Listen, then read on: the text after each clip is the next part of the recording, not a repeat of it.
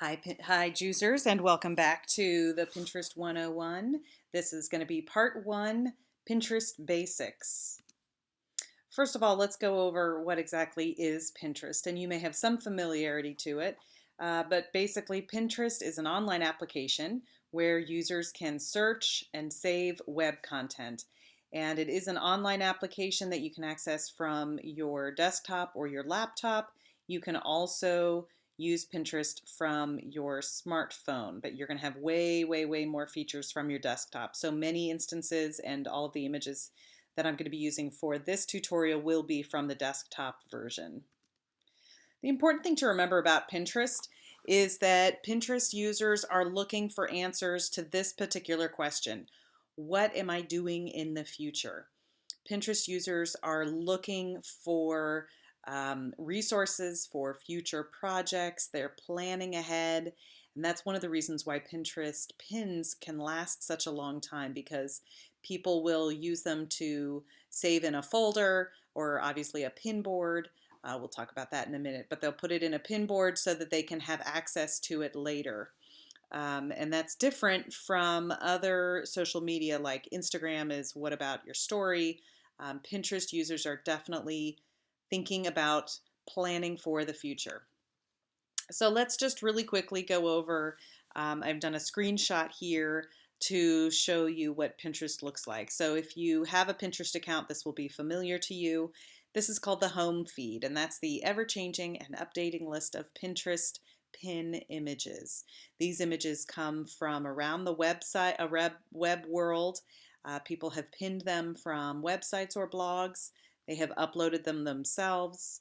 And your home feed is always changing and is always responding to what you have liked or not liked previously. So if you've researched a topic, you're going to discover that your home feed is now full of other pins from that topic, and that's because Pinterest is trying to continually show you something that you are interested in. So if you're getting tired of the one subject that keeps showing up in your Pinterest home feed, you're going to want to go in and maybe look at some different topics and add some variety to your home feed that way.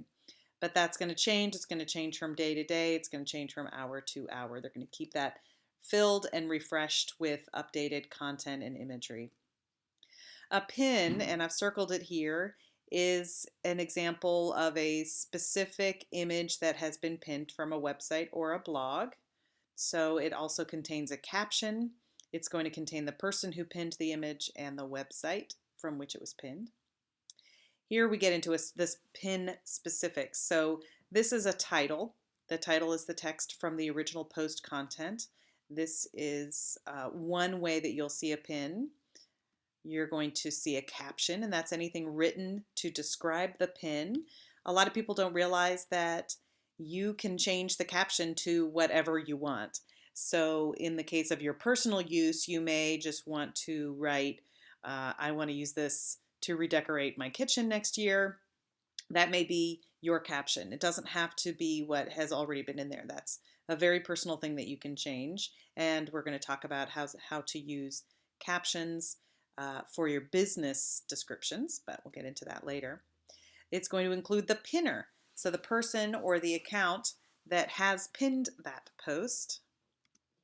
And then it's also going to talk to you about, it's going to tell you what pin board that pinner has saved the pin to. So in Pinterest, you can have several what are called pin boards. We'll go over that in a minute.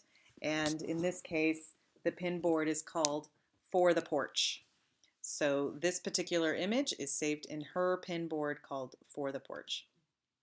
There are a couple of other interesting things that are in Pinterest, and one of them is a pin count, and that's how many times the pinned image has been repinned onto other people's boards or other people's accounts.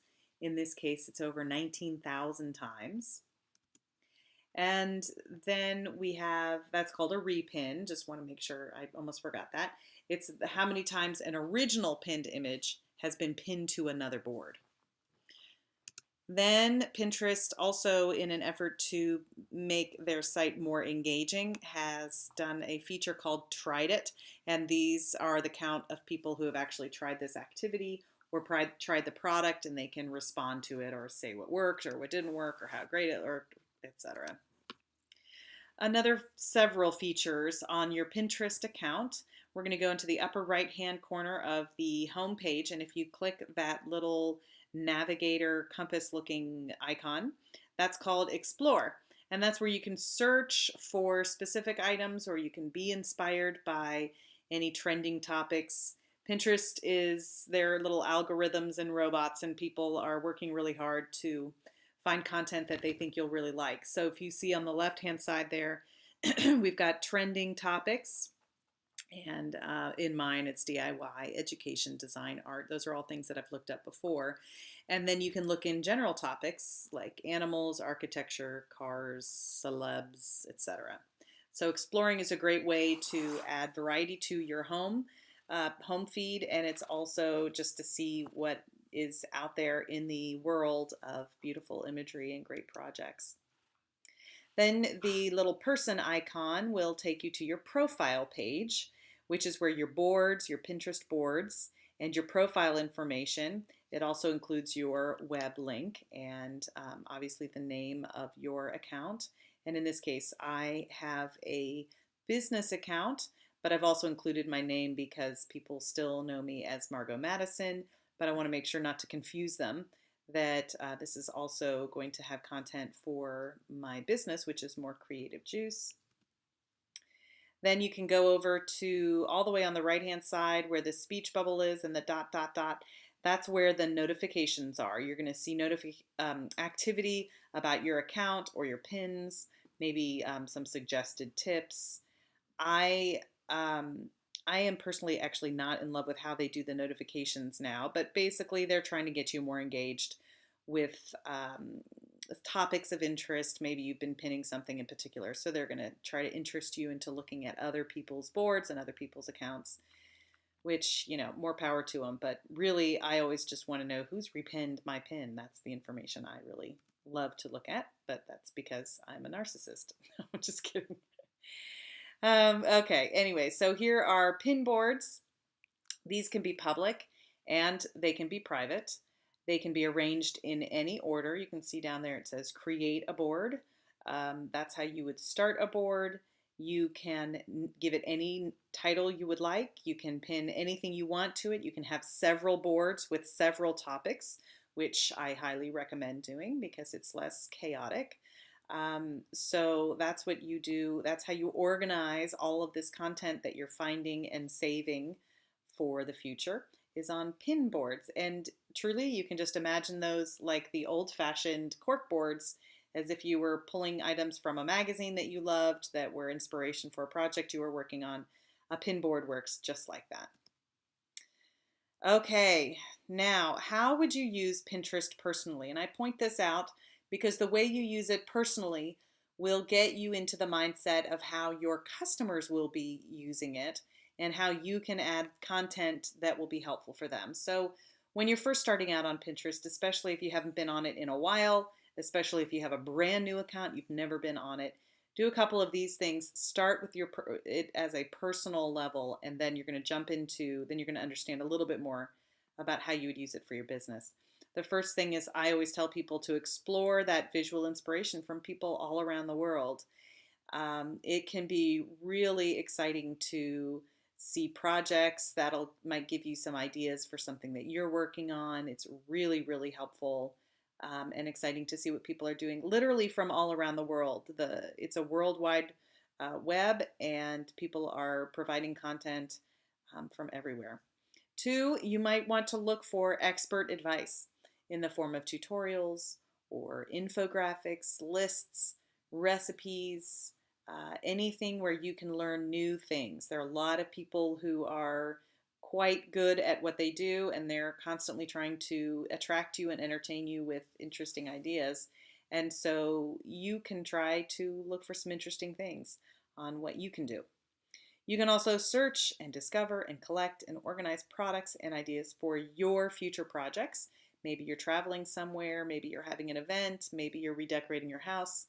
Use it as a way to collect that information and those items. Let's say you find a lamp that you think will look really great in your newly decorated or your future decorated bedroom.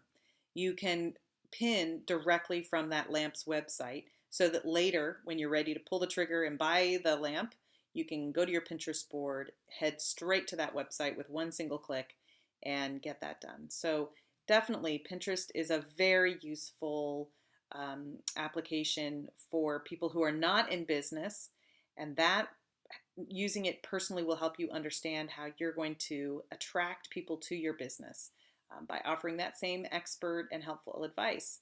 And that's going to take us to part 2, how to optimize your Pinterest account. And that will be the next video coming up.